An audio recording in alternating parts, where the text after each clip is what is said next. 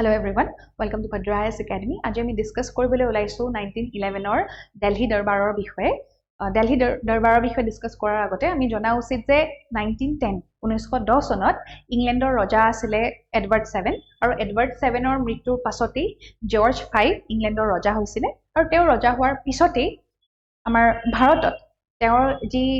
কৰোনেশন সেৰেমনি অৰ্থাৎ তেওঁ যি সিংহাসনত অধিষ্ঠিত হ'ল তাৰ বাবে এই কৰোনেশন সেৰেমনিটো দিল্লী দৰবাৰ নামেৰে 1911 চনত ভাৰতত ব্ৰিটিছাৰ সকলে উলহ মালহেৰে তাক উদযাপন কৰিছিল আৰু সেই যি কৰোনেশন সেৰেমনি বা দিল্লী দৰবাৰ সেই দিল্লী দৰবাৰত উপস্থিত কোন হৈছিল এই দিল্লী দৰবাৰ জয়েন কোনে কৰিছিল জৰ্জ 5 আৰু কুইন মেৰী হৈছে তেওঁৰ পত্নী জৰ্জ 5ৰ পত্নী আৰু এই যে জৰ্জ 5 আৰু কুইন মেৰী ভাৰতলৈ আহিছিল তেওঁলোকক চাবলৈ বহুতো লাখে লাখে মানুহ তাতে জমা হৈছিল আৰু হাজাৰ হাজাৰ টকা খৰচ কৰি পেলাই খুব উলহ মালহেৰে ব্ৰিটিছাৰ সকলে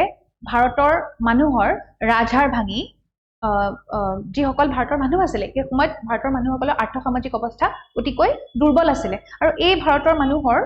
এটা শোচনীয় অৱস্থাৰ পিছতো ইমান লাখে লাখে ধন খৰচ কৰি পেলাই দিল্লী দৰবাৰ অনুষ্ঠিত কৰা গৈছিল এতিয়া কথাটো আহিলে যে সেই সময়তে 1911 চনত যি ইণ্ডিয়ান ন্যাশনাল কংগ্ৰেছৰ বাৰ্ষিক অধিৱেশন হয় ডিসেম্বৰ মাহত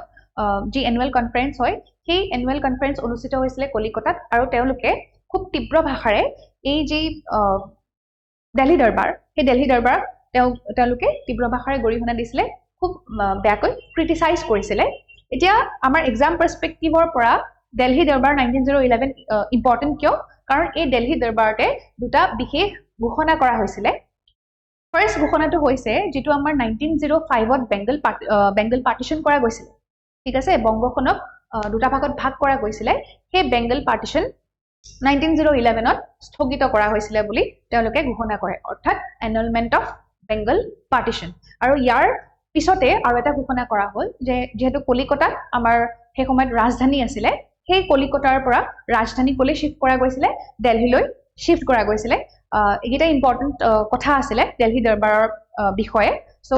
আজি ভিডিওটো ইমানতে সামৰিছো নেক্সট ভিডিওত আকৌ লগ পাম ধন্যবাদ